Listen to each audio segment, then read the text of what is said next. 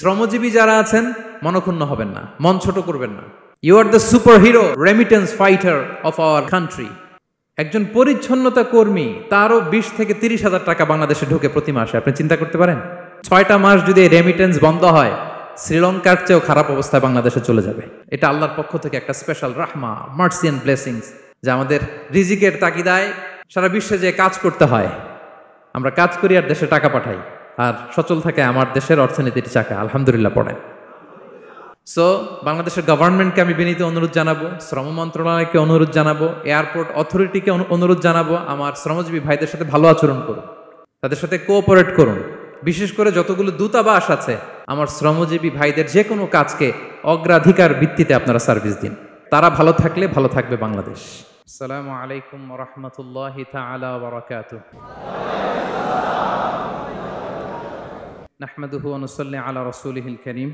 أما بعد فأعوذ بالله من الشيطان الرجيم بسم الله الرحمن الرحيم يا أيها الإنسان إنك كادح إلى ربك كدحا فملاقيه صدق الله العظيم رب اشرح لي صدري ويسر لي أمري واحلل عقدة من لساني يفقه قولي। Bangladesh youth community Malaysia কর্তৃক আয়োজিত আন্তর্জাতিক শ্রমিক দিবস 2024 উপলক্ষে মালয়েশিয়ার রাজধানী কুয়ালালামপুরের ডাউন টাউনে অবস্থিত উইসমা এমসিএর গ্র্যান্ড বলরুমে ইসলামে শ্রমিকের অধিকার শীর্ষক আলোচনা সভায় আপনারা যারা উপস্থিত হয়েছেন, আপনাদের সবাইকে জানাচ্ছি আন্তরিক শুভেচ্ছা এবং অভিনন্দন। আহলান ওয়া সাহলান ওয়া মারহাবান বিকুম ফি হাদাল লিকা আত-তাইয়িব আল মুবারাক। আলহামদুলিল্লাহ, আমরা অত্যন্ত সৌভাগ্যবান যে আমরা এমন একটা ধর্ম পেয়েছি যে ধর্মটা মজলুমকে নিয়ে কথা বলে। The vulnerable people of the society, সমাজে যারা মজলুম, অসহায়, যাদের কথা কেউ বলে না, তাদের অধিকার নিয়ে ইসলাম কথা বলে। আলহামদুলিল্লাহ পড়েন। ইসলাম শ্রমিকের অধিকার নিয়ে কথা বলে, লেবার রাইটস নিয়ে ইসলাম কথা বলে, ইসলাম উইমেন রাইটস নিয়ে কথা বলে, নারী অধিকার নিয়ে কথা বলে, ইসলাম হিউম্যান রাইটস নিয়ে কথা বলে, ইসলাম মানবাধিকার নিয়ে কথা বলে, ইসলাম অ্যানিমাল রাইটস নিয়ে কথা বলে, প্রাণী অধিকার নিয়ে কথা বলে। আল্লাহু আকবার। আপনি চাইলেই একটা প্রাণীকে আঘাত করতে পারবেন না। আমাদের দেশে এটা খুব বাজে একটা কালচার। কুকুর একটা দেখলেই আমরা কি করি? হয় ঢিল ছড়ি, না একটা লাথি মারি। কিছুই করে নাই আপনাকে, পাশ দিয়ে যাচ্ছে, দেখলেই কি ঢিল মারে, লাথি মারে। আরো অনেক জঘন্য জঘন্য কাজ আমরা করি। তাহলে যারাই যেখানে বিপন্ন, মানবতা যেখানে বিপন্ন, সেখানেই ইসলাম হাজির হয়েছে। আলহামদুলিল্লাহ। এজন্য ইসলাম পেয়ে আমরা খুশি না বেজার বলেন? এজন্য প্রত্যেক সালাতের পরে আমরা ঘোষণা দিই, রাদিতু বিল্লাহি রাব্বা ওয়াবিল ইসলামি দীনা ওয়াবি মুহাম্মাদিন নাবিয়্যান ওয়া রাসূলা। আমরা আল্লাহকে রব হিসেবে পেয়ে খুশি, আমরা ইসলামকে দিন হিসেবে পেয়ে খুশি। তো আমরা রাসূল সাল্লাল্লাহু আলাইহি ইসলামকে নবী এবং রাসূল হিসেবে পেয়ে খুশি। তার মানে প্রত্যেক সালাতের পরে আমরা কি করি? এটার অ্যানাউন্সমেন্ট দেই। তো ইসলাম এমন একটা ধর্ম, যেখানেই মানবতা বিপন্ন সেখানেই ইসলাম হাজির। তো আজকে আমরা লেবার রাইটস ইন ইসলাম, ইসলামে শ্রমিকের কি অধিকার, শ্রমিকদের যে রাইটস আছে, অধিকার আছে, এটা নিয়ে ইসলাম কি বলে, এই টপিকে আমরা কথা শুনবো ইনশাআল্লাহ বিইذনিল্লাহ। সম্মানিত শুধু আমি শুরুতেই কালামুল্লাহ মাজিদের একটি আয়াত তেলাওয়াত করেছি, সূরাতুল ইনশিকাকের 6 নম্বর আয়াত, যেখানে আল্লাহ তাআলা ইরশাদ করছেন, ইয়া আইয়ুহাল ইনসানু ইন্নাকা কাদিহুন ইলা রাব্বিকা কাদহান ফামুলাকি।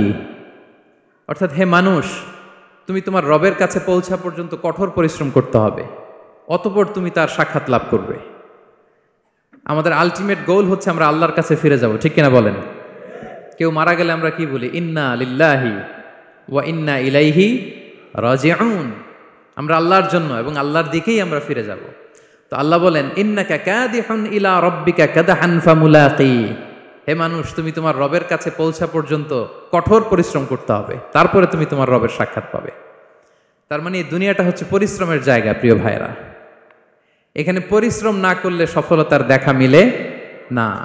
বাঁচতে হলে, সারভাইভ করতে হলে, টিকে থাকতে হলে আপনাকে পরিশ্রম করতে হবে। এই পৃথিবীতে কেউ কাউকে জায়গা করে দেয় না, এখানে জায়গা করে নিতে হয়, ঠিক কিনা বলেন? আপনি যদি পরিশ্রম করেন, পরিশ্রমে যে ঘাম ঝরে শরীর থেকে, পরিশ্রমের ঘামে জন্ম নেয় সফলতার বীজ। আপনি যখন হাড় ভাঙা পরিশ্রম করবেন, এই পরিশ্রমে যে লোনা পানি বেরোবে, যে ঘাম বেরোবে, এই ঘামেই জন্ম নেয় সফলতার বীজ। এবং সফলতার কোনো শর্টকাট হয় না প্রিয় ভাইরা। অনেকে অল্পতে সফল হতে চায়, শর্টকাট খুঁজে, আছে না নাই? না, সফলতার জন্য আপনাকে লং কাটে যেতে হবে।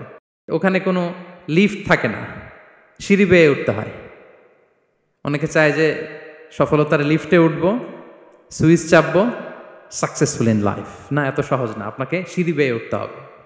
তাহলে পরিশ্রমের কোনো বিকল্প নেই। এই দুনিয়াটা হচ্ছে পরিশ্রমের জায়গা, সংগ্রামের জায়গা। আপনি সফল হতে হলে আপনাকে পরিশ্রম করতে হবে, করতেই হবে। আর পরিশ্রমে কোনো লজ্জা নেই। আমি বিভিন্ন আমার আলোচনায় বলি, কাজে লজ্জা নেই। কিসে লজ্জা নেই? আওয়াজ করে বলুন সবাই। কাজে লজ্জা নেই। লজ্জা হচ্ছে অলসতায়, লজ্জা হচ্ছে হাত পাতায়, লজ্জা হচ্ছে অকর্মণ্যতায়। কাজে লজ্জা আছে? লজ্জা কিসে বলেন সবাই? লজ্জা হচ্ছে অলসতায়, অকর্মণ্যতায়। যারা কাজ না করে ফুটানি মারে, ওইটাতে লজ্জা। অনেকে আছে ফুটানি মারে, আছে না নাই? কাজ করে না, শো অফ, ফুটানি।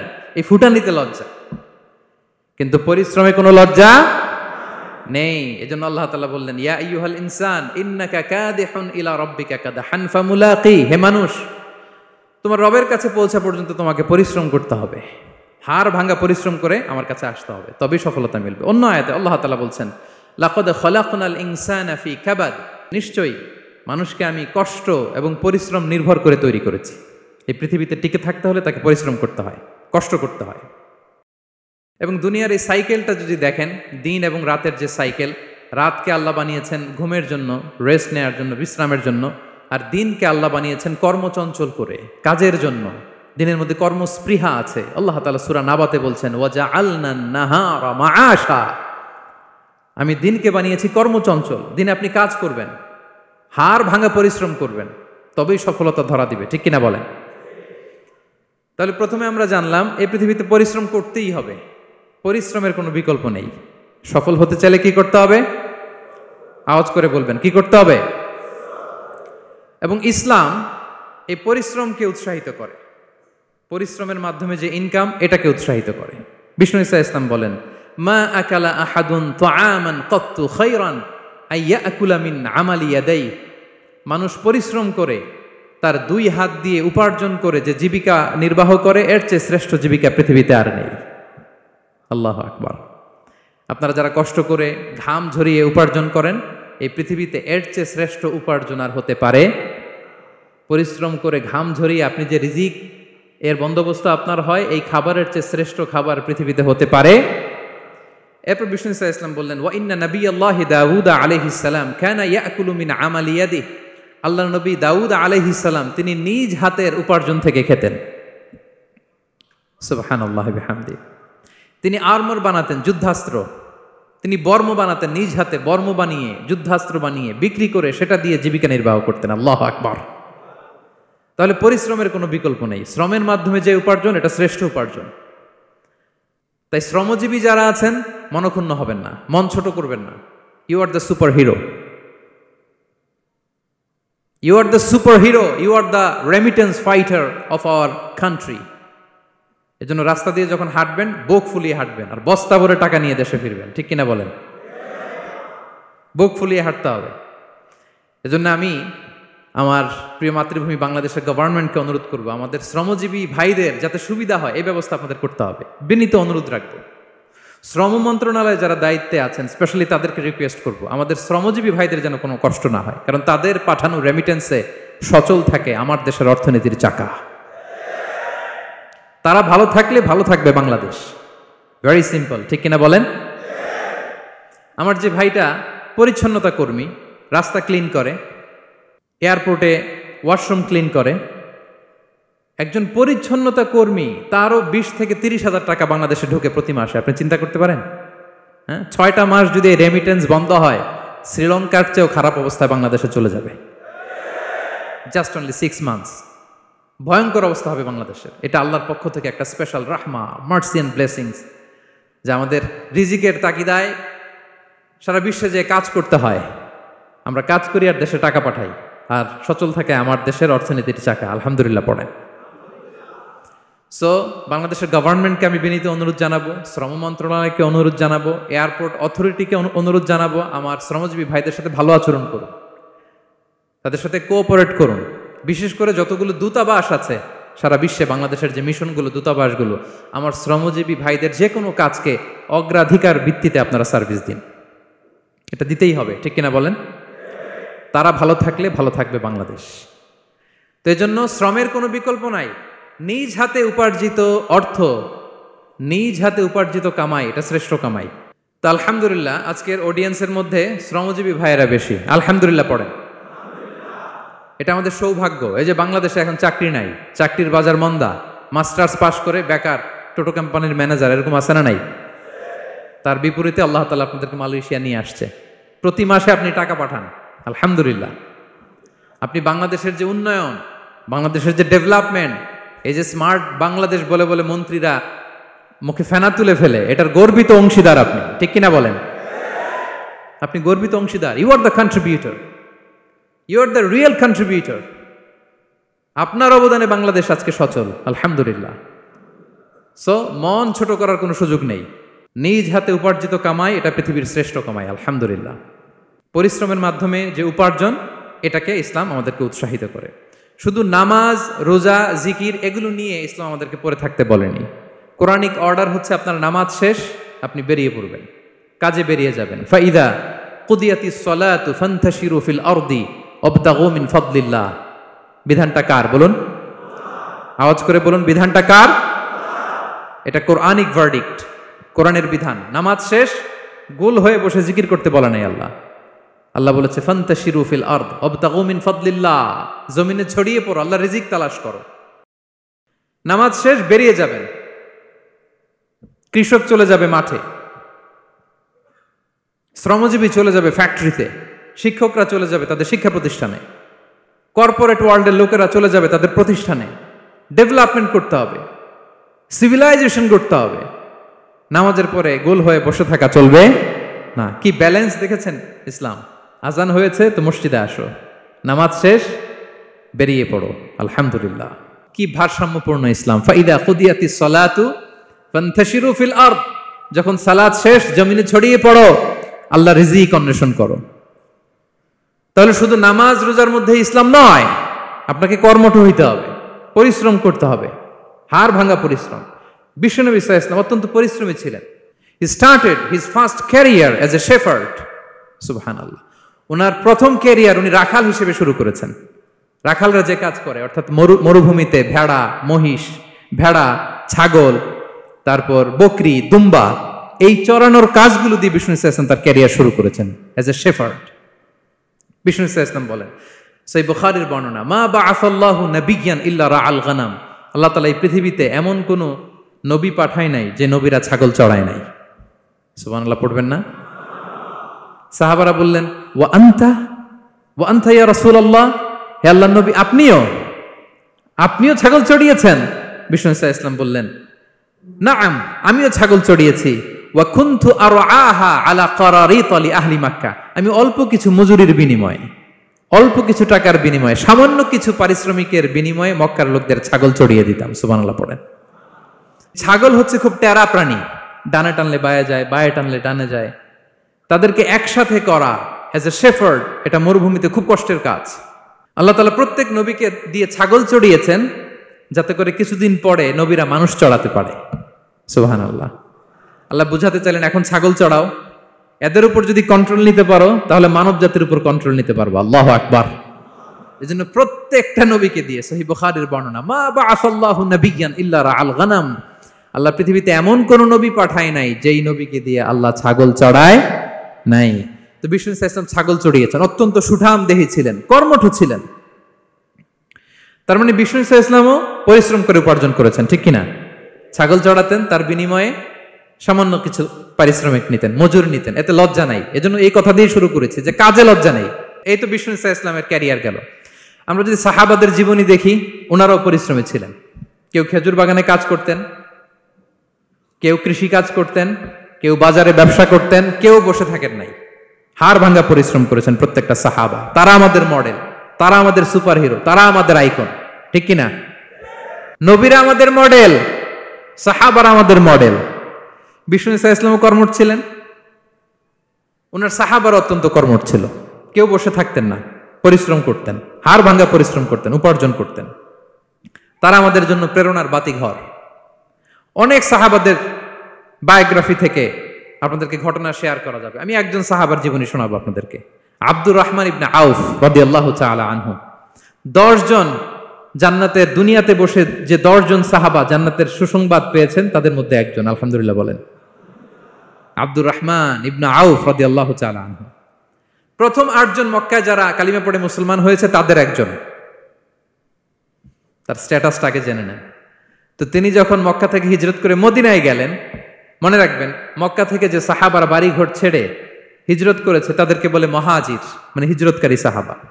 আর মদিনাতে যে সমস্ত সাহাবারা তাদেরকে রিসিভ করেছেন তাদেরকে বলে আল আনসার, মানে সাহায্যকারী সাহাবা। তো যারাই হিজরত করে মক্কা থেকে মদিনায় যেত, বিষ্ণু ইসা ইসলাম মদিনার কোন সাহাবীর সাথে তার ভাই পাতিয়ে দিতেন, আল মুআখাত, ব্রাদারহুড করে দিতেন, দায়িত্ব দিতেন যে তুমি এই সাহাবীকে দেখবে।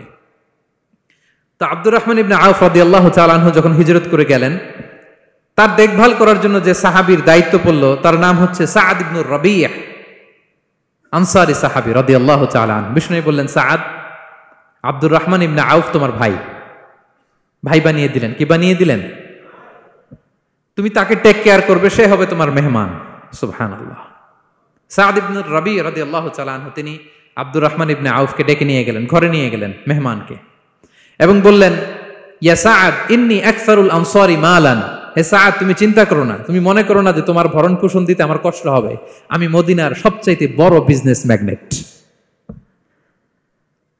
সবচাইতে বড় বিজনেস ম্যাগনেট আমি। No tension, don't worry about it. Tension নিও না, আসো, তোমার জন্য আমার কি প্রপোজাল শোনো। ফাআকসিমু লাকা নিসফা মালি, আমার যত সম্পদ আছে আমি অর্ধেক তোমার দিয়ে দিব। সুবহানাল্লাহ, এত আসতে। আপনার বাড়িতে কেউ মেহমান হলে করতে পারবেন এরকম? আল্লাহ, কেমন প্রেরণার বাতিঘর তারা। ফাআকসিমু নিসফা মালি, হে আব্দুর রহমান ইবনে আউফ, আমার অর্ধেক সম্পদ তোমারে দিয়ে দিব। এখানেই শেষ না, এরপর বলতে লাগলেন, আমার অনেকগুলো স্ত্রী আছে, তুমি কোথায় যে মেয়ে খুঁজবা, প্রস্তাব দিবা, এত ঝামেলার দরকার নাই। আমার কোন স্ত্রীকে তোমার ভালো লাগে বলো, তার যদি তোমাকে ভালো লাগে তাহলে প্রয়োজনে তাকে আমি ডিভোর্স দিয়ে দিব, তাকে নিয়ে তুমি সুখের সংসার করবা। আল্লাহু আকবার, আল্লাহু আকবার। অর্ধেক সম্পদ দিয়ে দিব, আমার একাধিক স্ত্রী আছে, কাউকে যদি তোমার পছন্দ হয় এবং সেও যদি তোমাকে পছন্দ করে, প্রয়োজনে তাকে ডিভোর্স দিব, new life, new career, just go on. আমরা এই সুযোগ পেলে কি করতাম? সাথে সাথে অর্ধেক সম্পদ নিয়ে নিতাম, ঠিক কিনা? আব্দুর রহমান ইবনে আউফ প্রেরণার বাতিঘর। উনি কি করলেন? উনি বললেন, লা হাজাতা লি ফি যালিক। আমার ভাই, তুমি যে বলছো, এ সাআদ ইবনে রাবি, তুমি যে এত চমৎকার প্রপোজাল দিয়েছো, এতেই আমি খুশি, তোমার কোনো কিছুর আমার দরকার নাই। বারাকাল্লাহু লাকা ফি আহলিকা ওয়া মালিক, আল্লাহ তোমার সম্পদেও বরকত দেখ, আল্লাহ তোমার পরিবারেও বরকত দেখ। তবে একটা কষ্ট করতে হবে, সেটা কি? আব্দুর রহমান ইবনে আউফ বললেন, দুল্লানি ইলা সুক, just show me the way to market. মদিনার বাজারটা কোথায় এটা একটু দেখায় দাও। আমি নতুন মানুষ, পথঘাট চিনি না। দুল্লানি ইলা সুক, just show me the way to market of Medina. মদিনার বাজারটা কোন রাস্তায় একটু দেখায় দাও। আল্লাহু আকবার। সাআদ ইবনে রাবি বললেন, এই তো মদিনার বাজার। উনি যে কিছু ঘি কিনলেন, পনির কিনলেন, কিনে বিক্রি করলেন, প্রফিট করলেন। ওই প্রফিট দিয়ে আরো বেশি করে কিনলেন, আবার বিক্রি করলেন, প্রফিট, আবার বিক্রি করলেন, প্রফিট। এই কেনা বেচা করতে করতে 1-2 মাসের মধ্যে উনি মদিনার one of the biggest business magnate হয়ে গেলেন। আল্লাহু আকবার। কি হাড় ভাঙ্গা পরিশ্রমই না তারা করেছেন। একেবারে রেডি ক্যারিয়ার ছিল, গেলাম সবচেয়ে বড় বিজনেসম্যানের অর্ধেক সম্পত্তি পেয়ে গেলাম। He didn't accept the ready career, rather he made his own path with his own endeavor. নিজের চেষ্টায়, নিজের পরিশ্রমে, নিজের ঘাম ঝরিয়ে নিজের ক্যারিয়ার তৈরি করেছেন। চিল্লায় বলেন ঠিক কিনা? This is the biography of Abdur Rahman ইবনে আউফ রাদিয়াল্লাহু তাআলা আনহু। সাহাবারা কতটা পরিশ্রম করেছেন, তার মানে বিশ্বনবী পরিশ্রমী ছিলেন, সাহাবারা পরিশ্রমী ছিলেন। এবং বিষ্ণু ইসা ইসলাম পরিশ্রম করতে বলতেন সবাইকে, হাত পাততে নিষেধ করতেন, কারণ দারিদ্রতা বড্ড ভয়ঙ্কর। দারিদ্রতা যার আসে সে বুঝে। বাংলা একটা কথা আছে, অভাব যখন দরজায় এসে দাঁড়ায়, ভালোবাসা তখন সবার মুখস্থ দেখছেন? অভাব যখন দরজায় এসে দাঁড়ায়, ভালোবাসা তখন জানলা দিয়ে পালায়। দারিদ্রতা ঈমান কেড়ে নেয়। আপনি পার্বত্য চট্টগ্রামের অবস্থা জানেন? আমাদের বাংলাদেশের পাহাড়ি এলাকার অবস্থা জানেন? ওখানে আমাদের গরিব মুসলিম ভাইদেরকে সামান্য কিছু টাকা পয়সা দিয়ে ওদেরকে খ্রিস্টান বানিয়ে ফেলতেছে মিশনারিগুলো। এই খবর তো আমরা রাখি না। দারিদ্রতা বড্ড ভয়ঙ্কর। এজন্য বিষ্ণু ইসা ইসলাম দারিদ্রতা থেকে আল্লাহর কাছে পানাহ চাইতেন। তিনি বলতেন, আল্লাহুম্মা ইন্নী আউযু বিকা মিনাল ফাকরি ওয়াল কিল্লাতি ওয়াদ-দিল্লাহ। ও আল্লাহ, I seek refuge with you from poverty, from insufficiency and humiliation. ও আল্লাহ, আমি তোমার কাছে দারিদ্রতা থেকে পানাহ চাই। ও আল্লাহ, আমি তোমার কাছে স্বল্পতা থেকে পানাহ চাই। ও আল্লাহ, আমি তোমার কাছে লাঞ্ছনা থেকে পানাহ চাই। পড়েন আমিন। এই দোয়াটা বেশি বেশি পড়বেন। আল্লাহুম্মা ইন্নী আউযু বিকা মিনাল ফাকরি ওয়াল কিল্লাতি ওয়াদ-দিল্লাহ। হে আল্লাহ, আমি দারিদ্রতা থেকে পানাহ চাই। আল্লাহ, স্বল্পতা থেকে পানাহ চাই। আল্লাহ, লাঞ্ছনা থেকে পানাহ চাই। সবাই পড়ুন আমিন। বিষ্ণু ইসা ইসলাম যে দোয়াগুলো শিখিয়েছেন এগুলো হচ্ছে very precise in wording but comprehensive in meaning. শব্দে খুব ছোট, কিন্তু অর্থ মানুষের হৃদয়ে এটার আবেদন অনেক ব্যাপক, অনেক বেশি। আপনি সারাদিন মিলিয়েও দোয়ার মধ্যে এত সুন্দর প্রার্থনা বাক্য তৈরি করতে পারবেন না, কিন্তু বিষ্ণু ইসা ইসলাম এক বাক্যে যেটা চেয়েছেন গোটা দুনিয়াটা এর ভেতরে ঢুকে গিয়েছে। আল্লাহুম্মা ইন্নী আউযু বিকা মিনাল ফাকরি ওয়াল কিল্লাতি ওয়াদ-দিল্লাহ। আল্লাহ, দারিদ্রতা থেকে পানাহ চাই। বিষ্ণু ইসা ইসলাম নিজে স্বয়ং দারিদ্রতা থেকে পানাহ চাইতেন। তাহলে দারিদ্রতার সাথে আমাদের কোনো সম্পর্ক? আমরা পরিশ্রম করব, আমরা কাজ করে খাবো, কাজে কোনো লজ্জা নেই। লজ্জা অলসতায়, চিল্লায় বলেন ঠিক কিনা? এবং বিষ্ণু ইসা ইসলামের কাছে কেউ যদি হাত পাতত, যদি দেখতেন তার কাজ করার যোগ্যতা আছে, বিষ্ণু ইসা ইসলাম ভিক্ষা দিতেন না, কাজে উৎসাহিত করতেন, ভিক্ষাবৃত্তিকে অনুৎসাহিত করতেন। এক যুবক এসে হাত পাতলো, বিষ্ণু ইসা ইসলাম, আমার কিছু দেন। নই বললেন, তুমি তো শক্ত সামর্থ্য মানুষ, বাসায় কি আছে বলো? সে বলে, আমার বাড়িতে একটা পানি খাওয়ার জগ আছে আর একটা চাদর আছে। বিষ্ণু ইসা ইসলাম বললেন, নিয়ে আস। সে নিয়ে আস।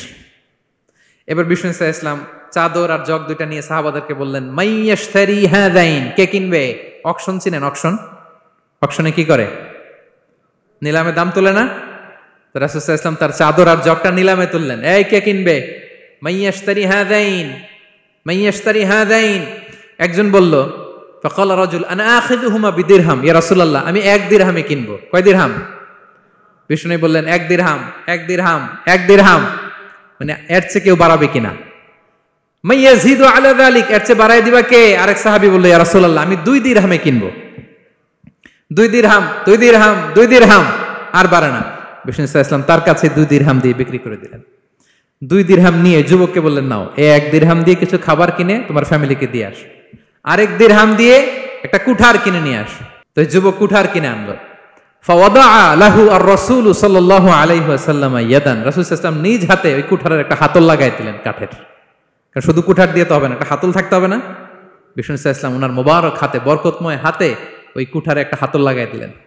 এবার বললেন, যাও, 1 দিরহাম দিয়ে কুঠার, আরেক দিরহাম দিয়ে খাবার কিনে আনো। এই কুঠার দিয়ে জঙ্গলে যে কাঠ কেটে লাকড়ি বেচে জীবিকা নির্বাহ করো। সামনের 15 দিন আমার সামনে যেন তোমার ঘুরঘুর করতে না দেখি।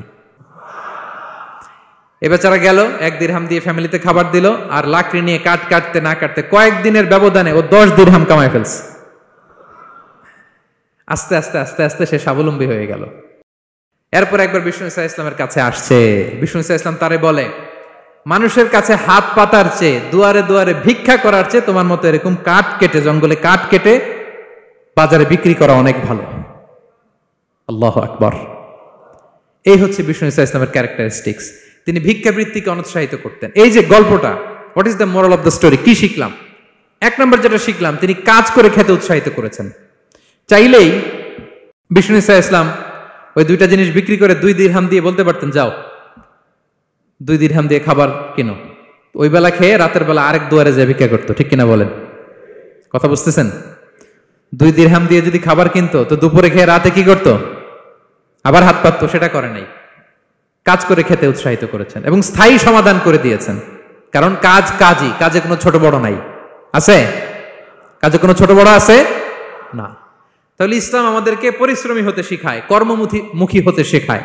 ইসলাম কতটা কর্মমুখী ধর্ম দেখেন। বিষ্ণু ইসলাম বলেন, ইন কামাতিস সাআ ওয়া ফি ইয়াদি আহাদিকুম ফাসিলা, কেউ যদি দেখে কিয়ামত হয়ে যাচ্ছে, কি হয়ে যাচ্ছে? সবাই বলুন, কেউ যদি দেখে কিয়ামত হয়ে যাচ্ছে আর তার হাতে একটা চারা বীজ আছে, গাছের চারা, কি আছে? গাছের চারা। সে গাছের চারা রোপণ করতে গেছিল, ওদিকে যায় দেখে কিয়ামত শুরু হয়ে গেছে। বিষ্ণুনবী বলেন ফাইন ইসতাতাআ আন লা তাকুমা হাত্তা ইয়াগরিসাহা ফালইয়াগরিসহা, সে যদি পারে কিয়ামত হওয়ার আগেই ওটা রোপণ করে দিতে, সেজন্য তাড়াতাড়ি করে রোপণ করে দেয়। আল্লাহু আকবার। ইসলাম কতটা কর্মমুখী ধর্ম। কিয়ামত শুরু হয়েছে, বিষ্ণু বলেন তার উপর কিয়ামত আসার আগে সে যদি চান্স পায় চারা বীজটা যেন রোপণ করে দেয়। আর আমরা এখন আখিরুজ্জামান, দাজ্জাল আসবে, কিয়ামত হয়ে যাবে, 2025 সালেই হবে, এগুলো বলে কাজকর্ম সব বন্ধ করে দিচ্ছে। এরকম ডাকাইত আছে না নাই?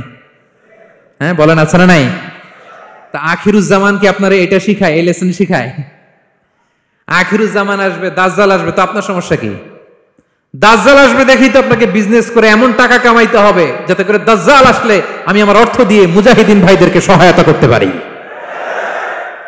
দাজ্জাল আসবে তো আপনার প্রবলেম কি? আপনার বডি বিল্ডিং করতে হবে, আপনার ফ্যামিলিকে তারবিয়া দিতে হবে, আপনার সোসাইটিকে সমৃদ্ধ করতে হবে, আপনাকে সভ্যতার কারিগর হইতে হবে। আপনার সব কাজ আপনি আরো বাড়াই দিবেন দাজ্জালের প্রশ্ন আসলে। এখন দাজ্জাল আসবে, 25 সালেই আসবে, 26 সালেই কিয়ামত হবে। কি হবে ক্যারিয়ার দিয়ে, আর কি হবে ব্যবসা করে? এরকম আছে না নাই? এরকম করা যাবে? বিশ্বনবী কি বললেন? কিয়ামত হইতেছে, তুমি দেখতেছো চাক্ষুষ বিলা আয়ান, দেখতেছো কিয়ামত হইতেছে, আর তুমি গাছ লাগাইতে গেছিলা। যদি সুযোগ হয় কিয়ামত হওয়ার আগে আগে কি করো? গাছ লাগাও। সুবহানাল্লাহ পড়বেন না? প্রিয় ভাইয়েরা, আমরা যেন পরিশ্রমী হই, আমরা যেন কর্মঠ হই, আমরা যেন অলস না হই। বিষ্ণু ইসলাম অলসতা থেকে আল্লাহর কাছে পানা চাইতেন। আল্লাহ আমাদেরকে বোঝার তৌফিক দান করুক, আমরা পড়ি আমিন। আল্লাহ নবী সাল্লাল্লাহু আলাইহি ওয়াসাল্লাম শুধু পরিশ্রম করতে বলেছেন এমন নয়, তিনি পরিশ্রমীদেরকে পছন্দ করতেন। এক সাহাবীর সাথে তিনি মুসাফা করলেন, দেখলেন হাতটা বড্ড খসখসে, তিনি শ্রমিক, শ্রমজীবী সাহাবী। এটা যখন তিনি শুনতে পেলেন, তিনি পরম মমতায় আলতো করে ওই সাহাবীর, শ্রমিক সাহাবীর হাতে তিনি চুমু খেলেন। আল্লাহু আকবার। এবং ওনার আন্ডারে যারা কাজ করত তাদের সাথে বিষ্ণু ইসলামের যে আচরণ, ওনার যে শ্রমিক, ওনার যে খাদেম, তাদের সাথে বিষ্ণু ইসলামের যে ডিলিং শুনলে আপনি অবাক হয়ে যাবেন, অবাক হয়ে যাবেন। আপনি কারো ব্যাপারে যদি রিয়েল ইনফরমেশন চান, আপনি কয়েকটা জায়গায় নক করতে হবে। এক নাম্বার, ধরেন যে একজন বড় সাহেব, তার আসল তথ্য যদি চান তার বউকে জিজ্ঞেস করেন। কারে জিজ্ঞেস করবেন? ওয়াইফকে জিজ্ঞেস করবেন, স্ত্রীকে, আসল তথ্য পাবেন। 2 নাম্বার, তার বাড়ির দারোয়ানকে জিজ্ঞেস করবেন। কাকে? 3 নাম্বার, তার ঘরের কাজের বুয়া, সব জানে উনি, ওই কাজের বুয়া থেকে রিপোর্ট নেবেন, ঘরে যে কাজ করে। 4 নাম্বার, তার ড্রাইভার, দারোয়ান, কাজের বুয়া, ওয়াইফ, এদের কাছ থেকে যদি আপনি জিজ্ঞেস করেন, ফলের বিড়াল বেরিয়ে আসবে। ঠিক কিনা বলেন? তো আসেন বিষ্ণু ইসলামের যে খাদেম, কর্মচারী, তারা একটু জিজ্ঞেস করি বিষ্ণু ইসলামের আচরণ কেমন ছিল। বিষ্ণু ইসলামের খাদেমের নাম হচ্ছে আনাস রাদিয়াল্লাহু আনহু। আলহামদুলিল্লাহ, খাদিমু রাসূলিল্লাহ, বিষ্ণু ইসলামের খাদেম। আসলে ওনাকে জিজ্ঞেস করি যে বিষ্ণু ইসলামের আচরণ কেমন ছিল।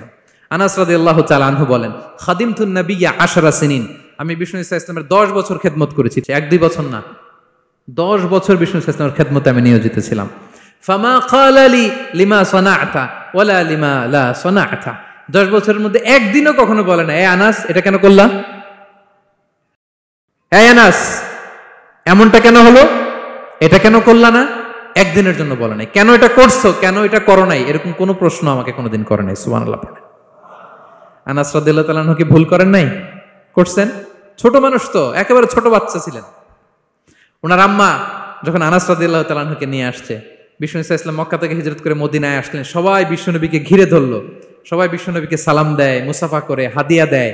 আনাসের মা চোখের পানি ছাড়ে, বিশ্বনবীর কাছে লজ্জায় এসে বলে, ইয়া রাসূলুল্লাহ, সবাই আপনাকে উপহার দেয়, সবাই আপনাকে হাদিয়া দেয়, আমি আপনারে কি হাদিয়া দেব? হাদিয়া দেওয়ার মতো কিছু নাই আমার এই কলিজার টুকরা আনাস ছাড়া, আমি আনাসকেই আপনারে হাদিয়া দিয়ে দিলাম।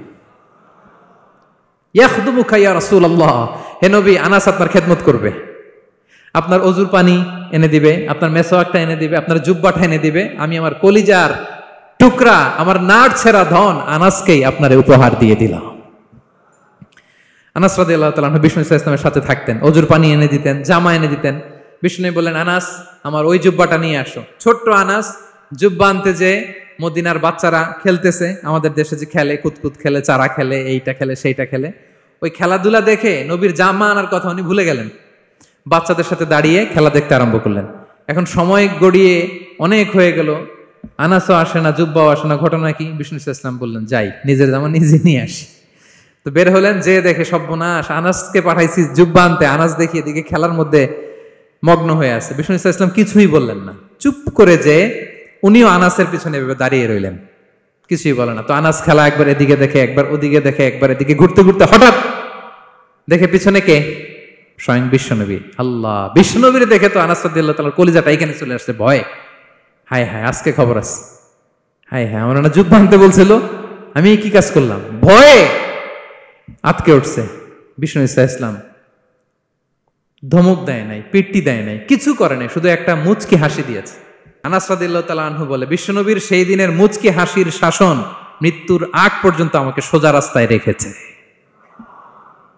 আর ডানে বায়ে করি নাই কোনোদিন। তার মানে শাসন করতে জানলে ব্যাত মারা লাগে না, শাসন করতে জানলে গায়ে হাত তোলা লাগে না, শাসন করতে জানলে মুচকি হাসি দিয়েও শাসন করা যায়, ঠিক কিনা বলেন? বিশ্বনবীর মুচকি হাসির শাসন আনাস রাদিয়াল্লাহু তাআলা আনহুকে আজীবন সোজা রাস্তা রেখেছে। তাহলে শ্রমজীবীদেরকে বিষ্ণু ইসলাম কতটা সম্মান করতেন, শ্রদ্ধা করতেন, ভালোবাসতেন, বুঝতে পারছেন সবাই? প্রিয় ভাইয়েরা, লেবার রাইটস ইন ইসলাম, ইসলামী শ্রমিকের অধিকার। শ্রমিকদেরকে ইসলাম কমপক্ষে 7টা অধিকার দিয়েছে। কয়টা?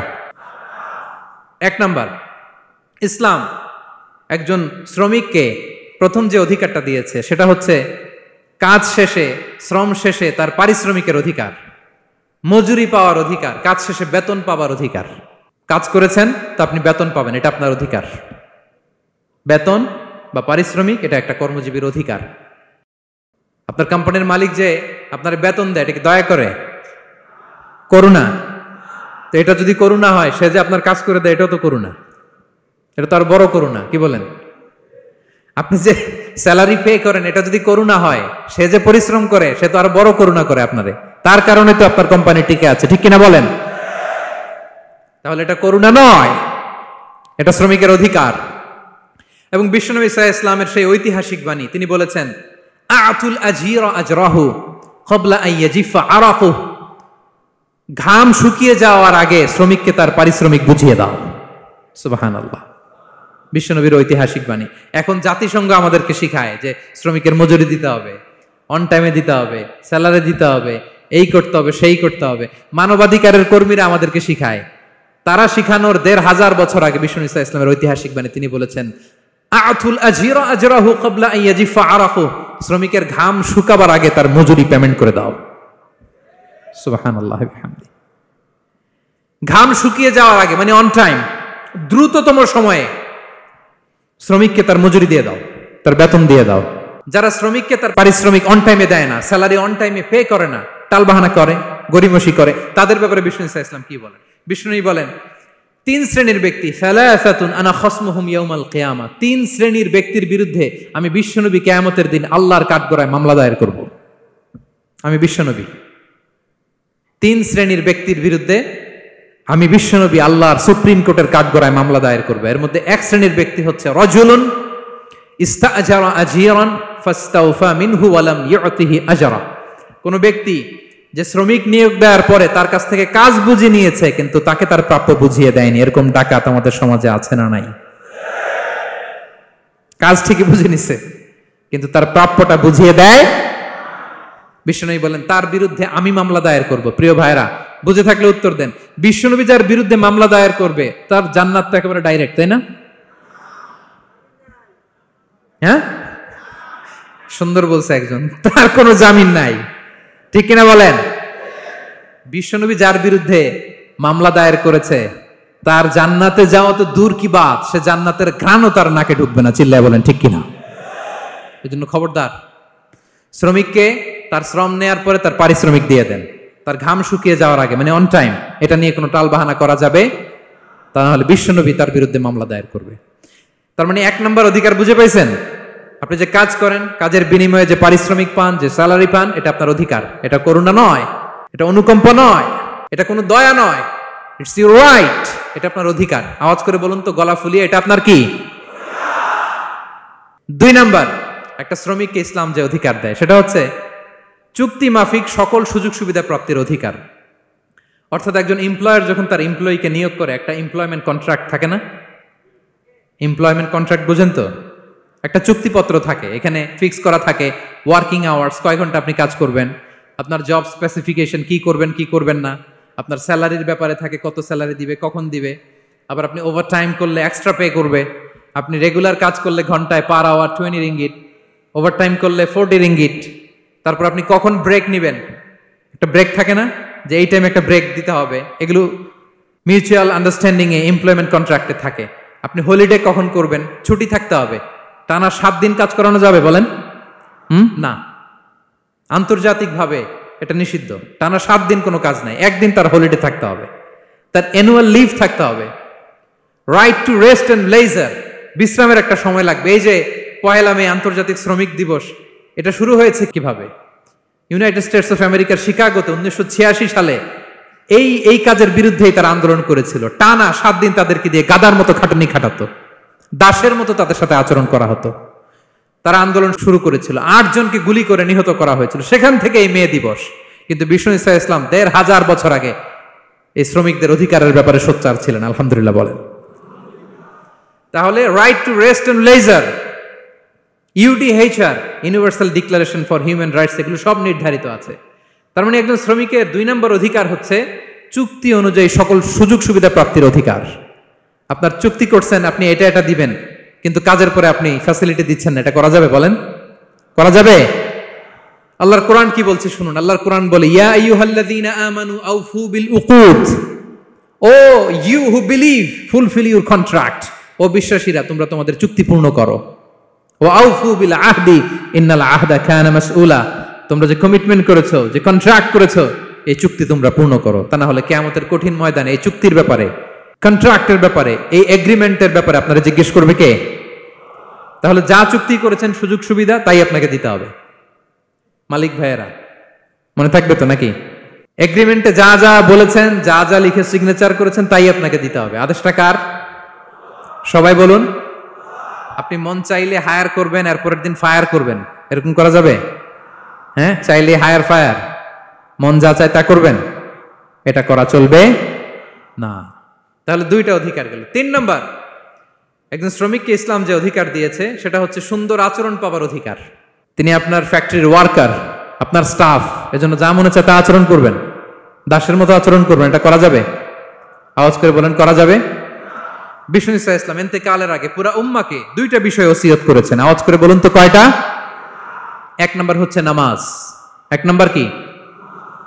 আসসালাত। আসসালাত, রুহু বের হওয়ার আগে, ইন্তেকালের আগে বিষ্ণু বলেন আসসালাত, আসসালাত, নামাজ, নামাজ।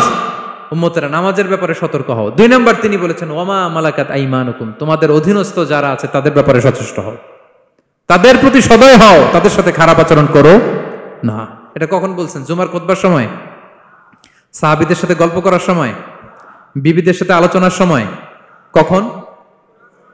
Just right before his death. এখনই রুহু বেরোবে, ইন্তেকালের আগে তিনি বলেছেন উম্মতেরা আসসালাত, নামাজ, উম্মতেরা ওমা মালাকাত আইমানুকুম, তোমাদের কর্মচারীদের সাথে খারাপ আচরণ করো না। তাহলে 3 নম্বর হচ্ছে শ্রমিকদের সুন্দর আচরণ পাবার অধিকার, তাদের সাথে খারাপ আচরণ করা যাবে না। বিষ্ণু ঈসা ইসলাম শ্রমিকদের রাইটস, অধিকারের ব্যাপারে এতটা সোচ্চার ছিলেন, বিদায় হজের মতো, বিদায় হজের যে বাণী, যে ভাষণ, এই ঐতিহাসিক ভাষণেও বাদ যায়নি শ্রমজীবীদের কথা। সুবহানাল্লাহ পড়েন।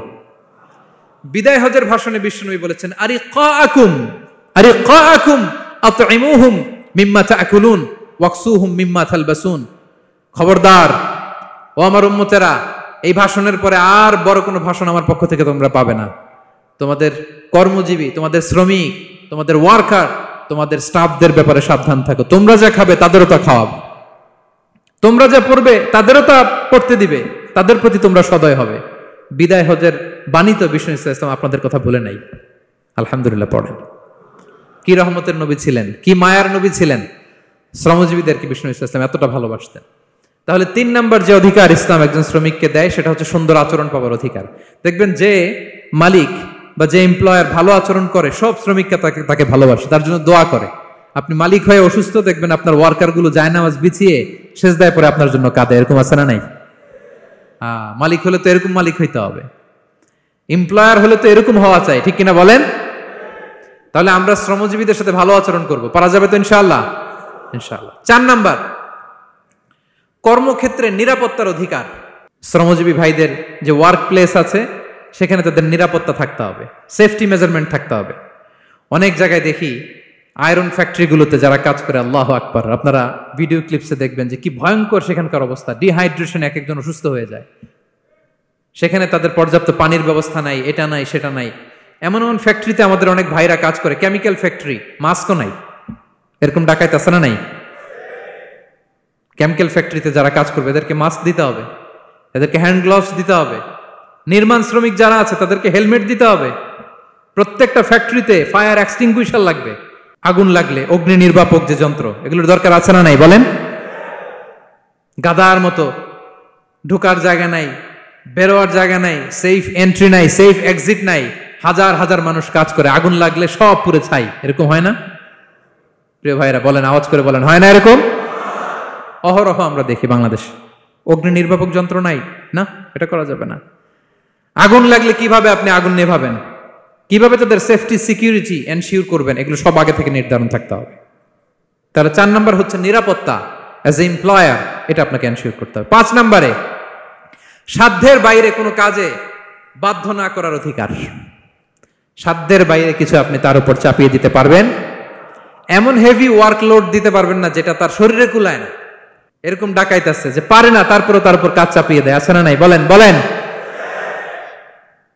ওয়ার্কারের স্বাস্থ্যহানি হয়, অঙ্গহানি হয়, এবং এমন ছোট ছোট বাচ্চাদের দিয়ে কাজ করায়, শিশু শ্রম, এটা তো আইনত দণ্ডনীয় অপরাধ, এটা করা যাবে না। এগ্রিমেন্টে, চুক্তিতে আপনি যা করাবেন, যেভাবে করাবেন, যা চান সার্ভিস, ওইটাই করাইতে হবে। এবং আল্লাহর বিধান এটা, লা ইউকাল্লিফুল্লাহু নাফসান ইল্লা উসআহা, আল্লাহ সাধ্যের বাইরে বান্দার উপরও কোনো কিছু চাপিয়ে দেয় না। এটা samely applicable to the worker.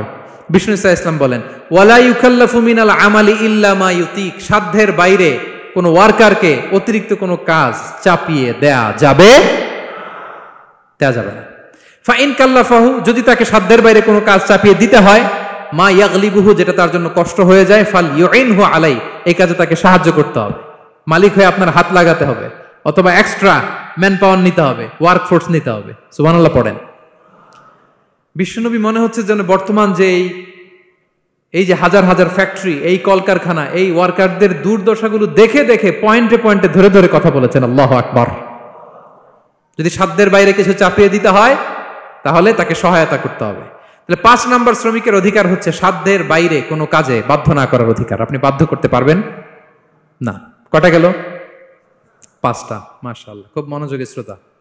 6 নম্বরে শ্রমিকের উপর আল্লাহ যা যা ফরজ করেছেন তা আদায়ের অধিকার দিতে হবে আপনাকে। সালাতের সময় হলে তাকে নামাজ পড়তে দিতে হবে।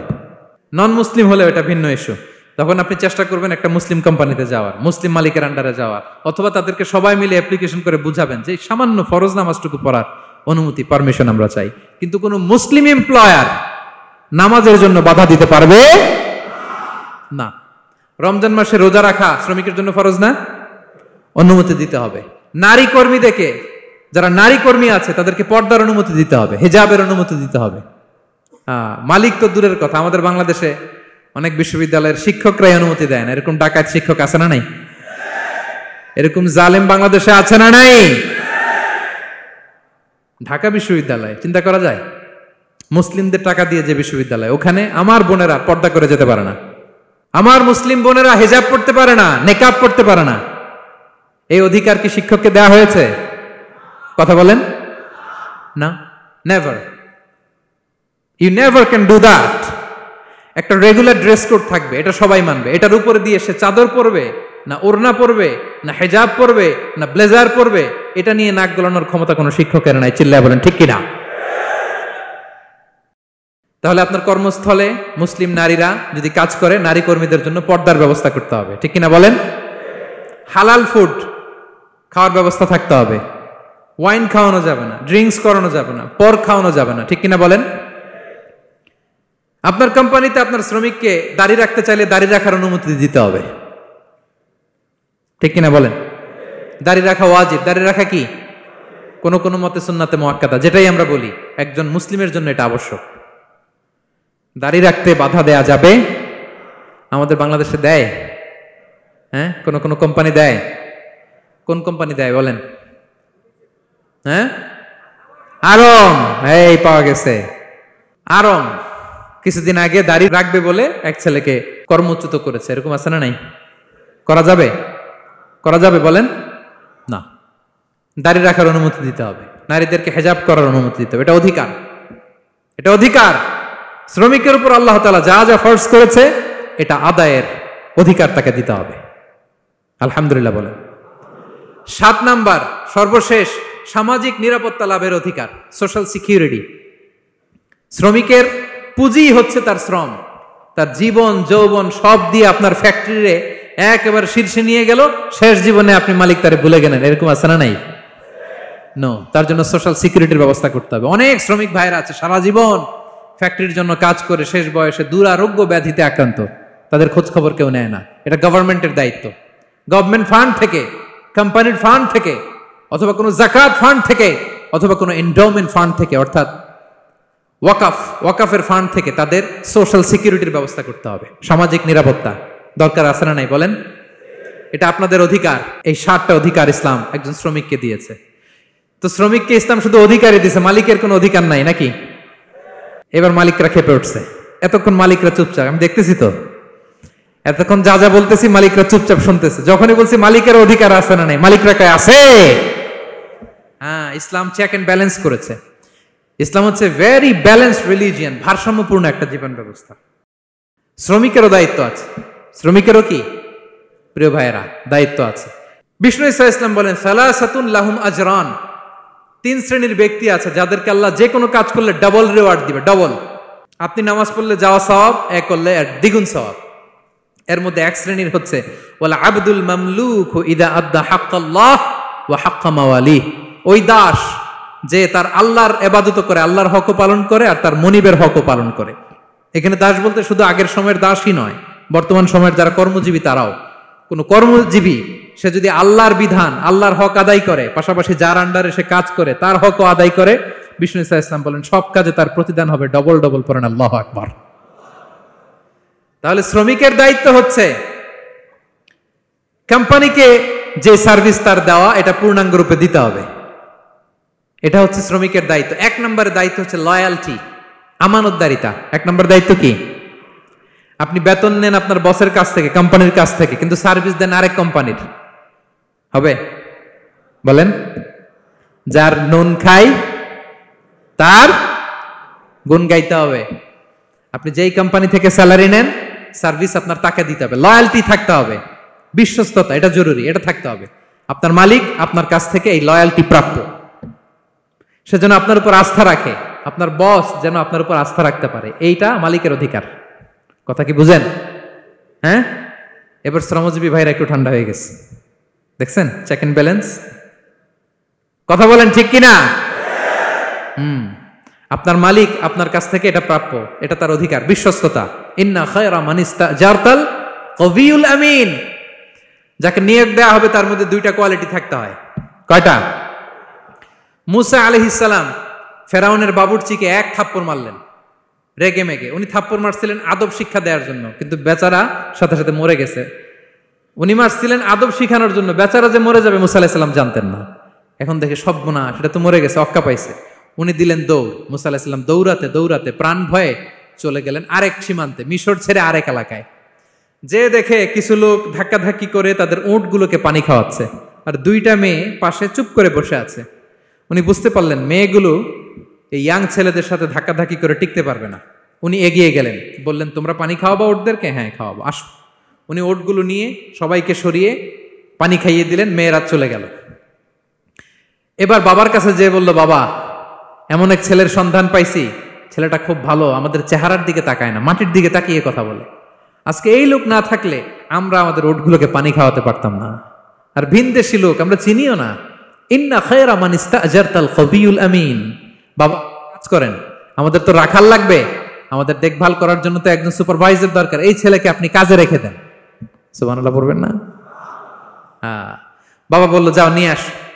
মেয়ে দুজন যে বললো আব্বার কাছে চলেন, আব্বা আপনার কথা বলবে, আপনার সাথে আলাপ করবে। মুসা আলাইহিস সালাম বললেন ঠিক আছে, তোমরা পেছনে পেছনে যাও, আমি তোমাদের আগে আগে যাই, তোমরা আমাকে বলবা যে ডানে না বায়ে না সামনে। সুবহানাল্লাহ পড়বেন না?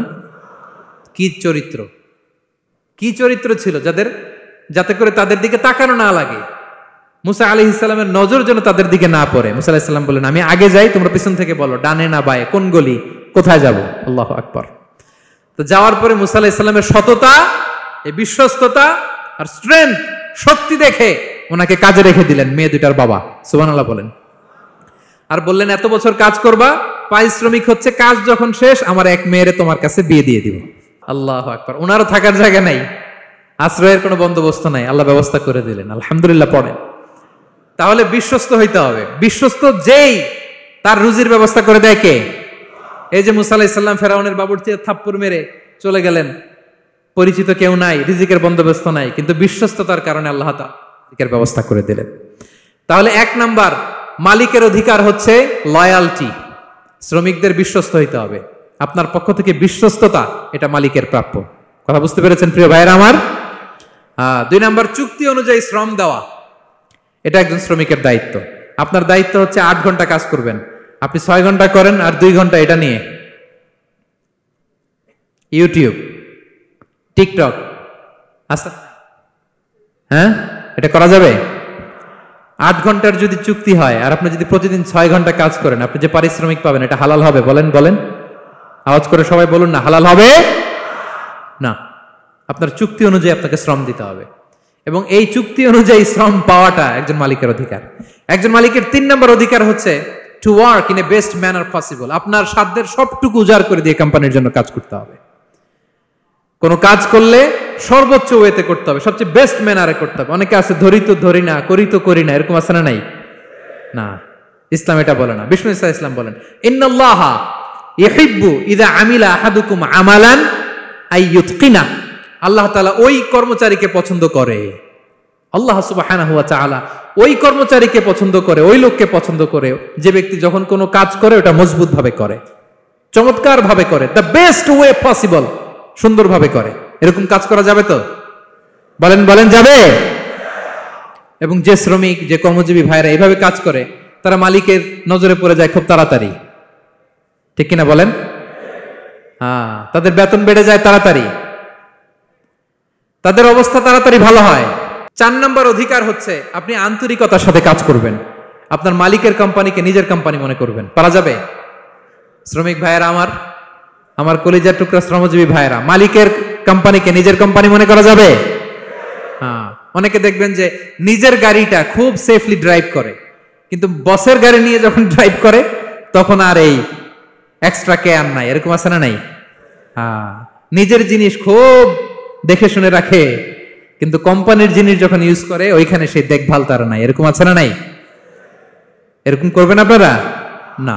আপনি যে কোম্পানিতে কাজ করেন এটা নিজের কোম্পানি, ওইটার উত্তর সাকসেস, সফলতার জন্য আপনাকে আন্তরিক হইতে হবে। তাহলে এই 4টা অধিকার আল্লাহ তাআলা প্রত্যেকটা মালিককে দিয়েছে। তাহলে চেক এন্ড ব্যালেন্স হয়েছে। কথা কি সবাই বুঝতে পারছেন? আলহামদুলিল্লাহ পড়েন। পুরো আলোচনার সামারি বলি 1 মিনিটে। 1 number lesson, take away message সাথে করে নিয়ে যাবেন, যেটা শুরুতে বলেছিলাম। 1 নাম্বার কথা হচ্ছে সফলতার জন্য পরিশ্রমের কোনো বিকল্প নেই। হাড় ভাঙা পরিশ্রম করতে হবে আমাদের ক্যারিয়ারের জন্য, আমাদের ব্যবসার জন্য, আমার চাকরির জন্য আমাদের হাড় ভাঙা পরিশ্রম করতে হবে। কারণ শ্রমে কোনো লজ্জা নেই, পরিশ্রমে কোনো লজ্জা নেই, ঠিক কিনা বলেন? লজ্জা কিসে? অলসতায়। আমরা অলস হব না, অকর্মণ্য হব না, হাত পাতবো না, আমরা পরিশ্রম করে খাবো। 2 নাম্বার কথা, নবীগণ এবং সাহাবাগণ অত্যন্ত পরিশ্রমী ছিলেন, কর্মঠ ছিলেন, তারা আমাদের আইকন, আমরাও পরিশ্রমী হব। ইসলাম শ্রমিকের ব্যাপারে, শ্রমিকের অধিকারের ব্যাপারে এত জোরালো বক্তব্য দিয়েছে, পৃথিবীর কোনো ধর্ম এভাবে দেয় নাই, ঠিক কিনা? আমরা যারা মালিক আছি, আমরা যেন আমাদের অধীনস্থ শ্রমজীবীদের প্রতি সদয় হই, তাদের অধিকার আদায়ের জন্য আমরা সচেষ্ট হই। আর আমরা যারা শ্রমিক আছি, কর্মজীবী আছি, আমরা আমাদের মালিকের কোম্পানিকে যেন নিজের কোম্পানি মনে করি, আন্তরিকতার সাথে, লয়ালটির সাথে যেন আমরা কাজ করি। আল্লাহ তাআলা আমাদের কাজে, কর্মে, পরিশ্রমে, ক্যারিয়ারে, চাকরিতে, ব্যবসায় ভরপুর বারাকা দান করুক। আওয়াজ করে পড়ুন আমিন। হাযা মা ইনদি ওয়াল ইলমু ইনদাল্লাহ আলাইহি তাওয়াক্কালতু ওয়া ইলাইহি উনীব। ওয়াসসালামু আলাইকুম ওয়া রাহমাতুল্লাহি তাআলা ওয়া বারাকাতুহু।